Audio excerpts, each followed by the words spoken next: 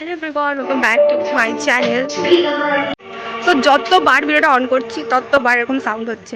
Anyways তোমরা পুরোটা দেখো, দেখে জানাও কিরকম লাগছে।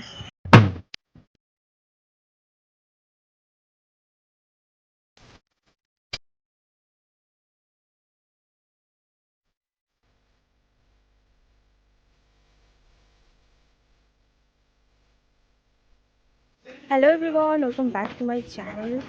সো অনেকদিন ধরে পুজোর সাজসজ্জা চলছিল, ফাইনালি প্যান্ডেলটাও সাজানো হয়ে গেছে। প্যান্ডেল তো আজকে তোমাদের সাথে শেয়ার করব যে পুরোটা প্যান্ডেলটা হয়ে যাওয়ার পরে কতটা সুন্দর লাগছে।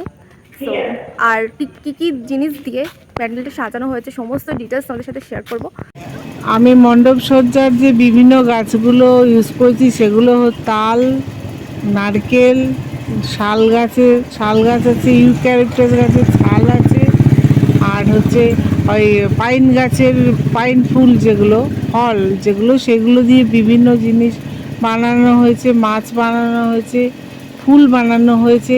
তারপরে হচ্ছে যে নারকেলের যে বৃন্তটা সেইটা দিয়েও ফুল বানানো হয়েছে, গাছের ছাল দিয়ে ফুলদানির মতন করা হয়েছে, ঈগল তালপাতার পাখা দিয়ে ঈগল বানানো হয়েছে, বিভিন্ন ধরনের নানা রকম মানে এমনিও ডাল, যেমন হচ্ছে কৃষ্ণচূড়া ডাল, আমের ডাল, তারপরে যে তালের ফুল যেটা হচ্ছে পুরুষ ফুল বলে, সেই সব উপকরণগুলো দিয়ে আমি মণ্ডপ সজ্জা করেছি।